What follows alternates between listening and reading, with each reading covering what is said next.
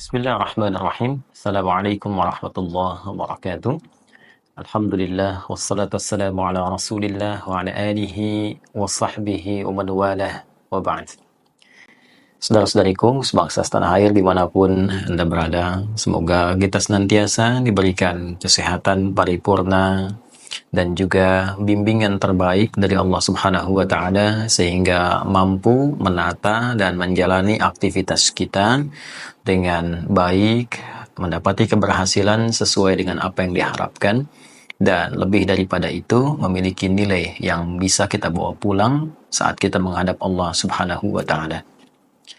Teman-teman, seperti kita telah ketahui, dalam satu sesi debat Cawapres calon wakil presiden periode 2024-2029 yang difasilitasi oleh Komisi Pemilihan Umum KPU tadi malam, dan tentunya semua kita boleh jadi telah bukan hanya menyimak tapi juga mengetahui berbagai ulasan dari berbagai pihak terkait dengan acara atau program debat dimaksud.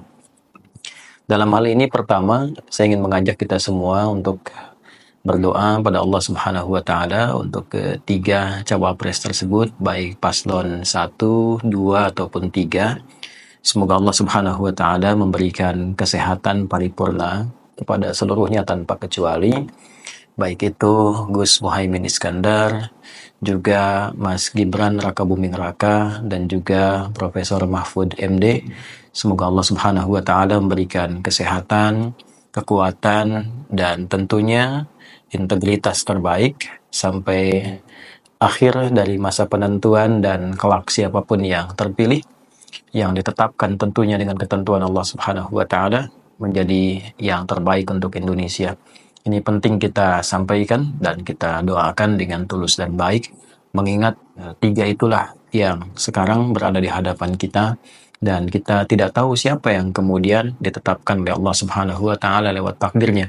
Untuk itu kita tentunya sekali lagi mendoakan yang terbaik untuk ketiganya, baik dari segi kesehatan, kesehatan fisik, kesehatan akal, intelektual, dan juga kesehatan spiritual. Dan ketiganya itulah yang bisa mendorong dan mengkreasikan semua nilai-nilai kebaikan untuk seluruh warga negara dan masyarakat Indonesia tanpa kecuali. Kemudian yang kedua, tentu semua punya cara pandang yang berbeda dalam menyikapi proses dan hasil terkait dengan debat Cawapres di malam yang lalu. Namun izinkan kami barangkali memberikan usulan. Yang pertama kepada pihak penyelenggara Komisi Pemilihan Umum, bahwa apa yang tampak tadi malam itu masih jauh dari sisi substansial yang kita harapkan bisa dengar sebagai bagian dari warga negara Indonesia, tanpa mengurangi kebaikan, kemuliaan, dan juga kehormatan seluruh paslon.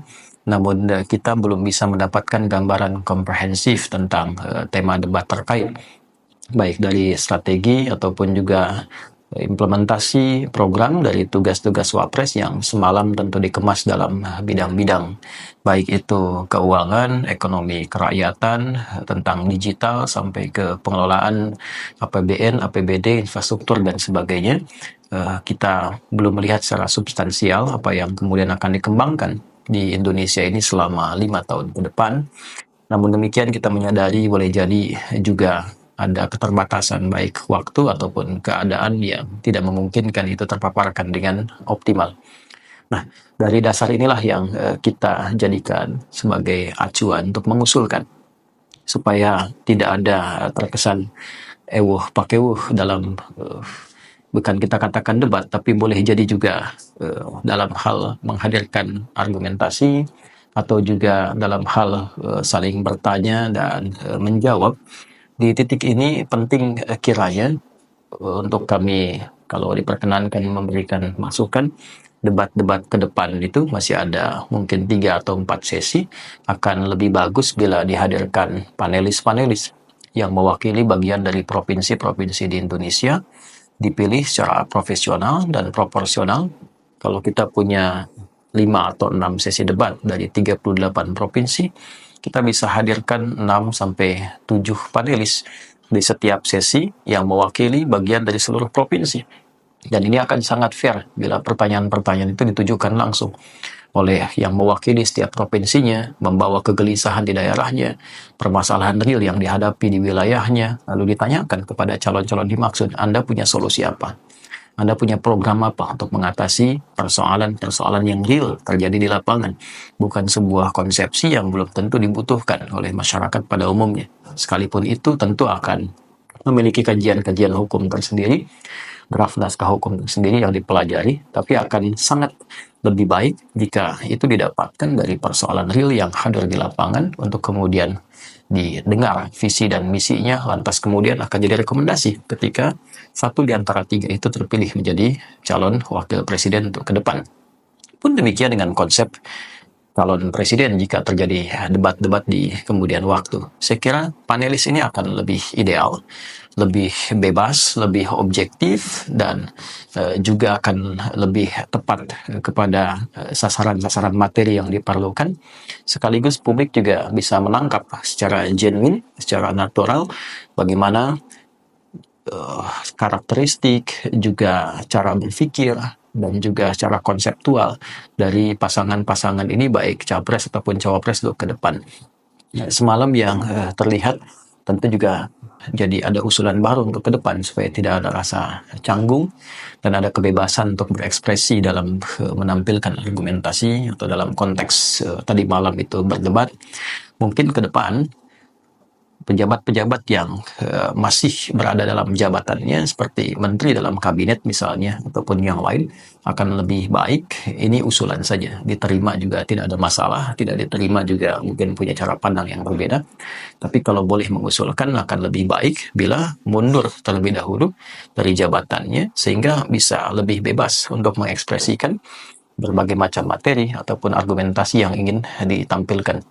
Karena akan agak sungkan dan juga pakai satu sisi ada dua menteri bagaimanapun posisinya yang menjadi wapres, kemudian salah satu paslonnya adalah anak dari presiden, dan dua sisi ini tidak terlihat bagaimana kemudian bisa mengelaborasi dan bisa mengekspresikan gagasan-gagasannya. Ya, di samping juga paslon yang lain tentu punya rekam-rekam catatan dan juga narasi-narasi yang seluruhnya tanpa kecuali sesungguhnya juga ada tim-tim atau konsultan yang ahli di balik itu semua.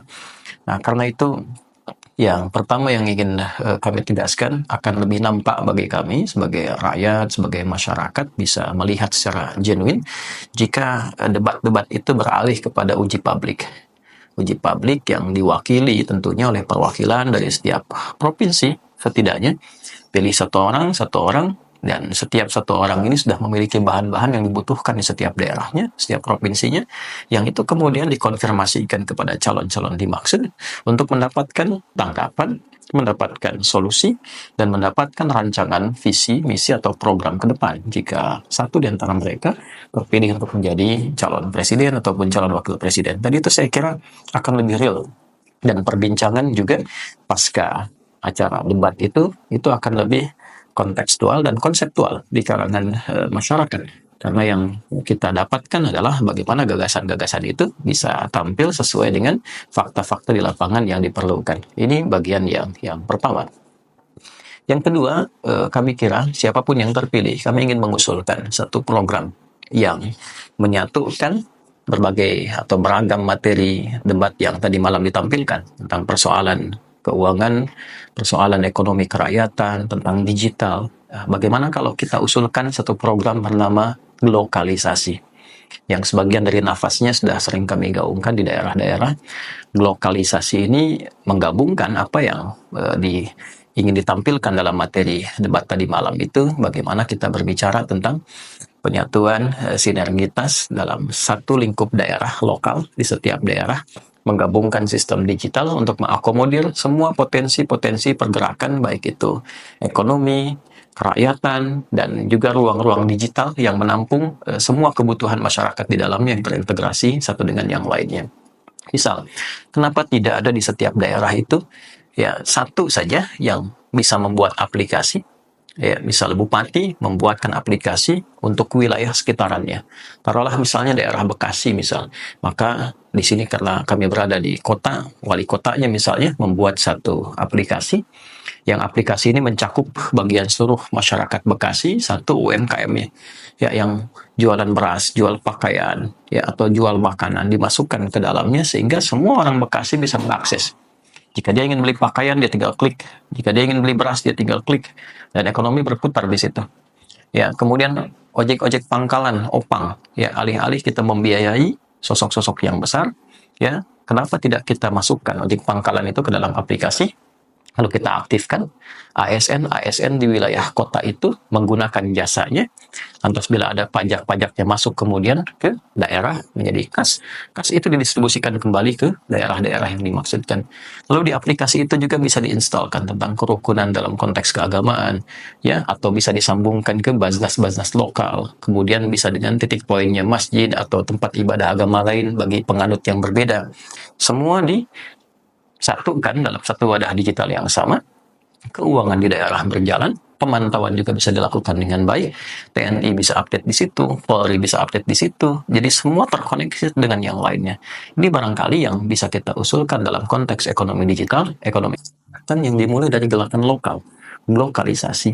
Jika ini sudah bisa matang, ekonomi berputar di dalamnya, UMKM berputar di dalamnya, dan semua tergerak, maka juga baik itu gerak ekonominya, gerak sosialnya, ya semua bisa berjalan dengan aktif di dalam ruang itu, dan ini yang bisa mempercepat kemajuan satu daerah dengan daerah yang lainnya. Tinggal nanti lebih luas lagi dikoneksikan kembali, ke atas dikoneksikan kembali. Dan tentu ini juga bukan sekedar persoalan ekonomi, tapi pelayanan terpadu juga bisa dilakukan. Misalnya tentang pembuatan paspor di lingkungan itu, tentang pembayaran STNK di lingkungan itu, dan sebagainya. Nah ini saya kira hal-hal yang konkret yang bisa diusulkan untuk ke depan siapapun yang terpilih untuk bisa menggerakkan itu, ya alih-alih kita hanya barangkali menyusun strategi bagaimana caranya menang dalam debat. Itu hal klasik yang kiranya semua peserta sah-sah saja, semuanya sangat sah untuk bisa unggul dalam debat, untuk bisa tampil dan sebagainya. Tapi yang paling penting adalah bagaimana gagasan-gagasan yang ditampilkan para wapres itu adalah gagasan yang diperlukan oleh seluruh lapisan masyarakat Indonesia menjadi solusi dari semua persoalan yang dialami setiap wilayah negara kesatuan Republik Indonesia. Saya akan seringkali mengungkapkan dan mengulang bahwa sudah bukan saatnya untuk saling menjatuhkan, sudah bukan eranya untuk bisa bersaing menjadi pemenang dalam debat. Sekarang yang diperlukan adalah masyarakat menentukan apa gagasan dan program yang akan ditampilkan ketika menjadi wapres yang menjadi solusi dari semua persoalan yang dialami oleh kita sebagai masyarakat Indonesia. Ya, itu poin besarnya. Dan usulan kami, sekali lagi, jikapun KPU berkenan ke depan dalam sesi debat selanjutnya, akan sangat elok bila ada panelis yang mewakili bagian dari provinsi-provinsi atau daerah di Indonesia yang bisa mengkonfirmasi langsung dengan data-data yang dimiliki setiap daerah, sehingga masyarakat daerahnya mendengar, oh ini rupanya Jawa Barat, Jawa Tengah, kemudian Jawa Timur sampai ke Sumatera, bahkan dari Sabang sampai Merauke, mereka merasa, oh, capres ini, cawapres ini akan memberikan solusi bagi daerah kami seperti ini. Oh, cawapres ini akan memberikan solusi bagi permasalahan di tempat kami seperti ini. Apa yang kemudian disampaikan oleh capres-cawapres ini, catat, fakta. Ketika terpilih, tagih janji mereka. Dan ini yang kiranya akan sangat solutif dan juga akan sangat efektif dalam bukan hanya konstelasi debat, tapi juga pertemuan yang bukan hanya menampilkan argumen, tapi juga menampilkan solusi dari semua fakta di lapangan yang dapat digali. Itu yang kita harapkan, ya, tanpa condong pada satu atau dua. Sekali lagi kita doakan semoga semua sehat, selamat untuk semuanya. Semoga dilindungi oleh Allah Subhanahu wa Ta'ala. Semoga kita dirukunkan, disatukan dalam kebaikan. Tidak untuk merendahkan, tapi mari kita saling mengangkat untuk meninggikan semangat berkebangsaan, meninggikan strata kemuliaan untuk seluruh masyarakat dan warga negara Indonesia, dan meninggikan harapan orang tua kita yang telah berpulang, yang menginginkan bangsa ini maju, bangsa ini tercerahkan, dan kita semua tampil menginspirasi dunia. Terima kasih. Adi Hidayat. Assalamualaikum warahmatullahi wabarakatuh.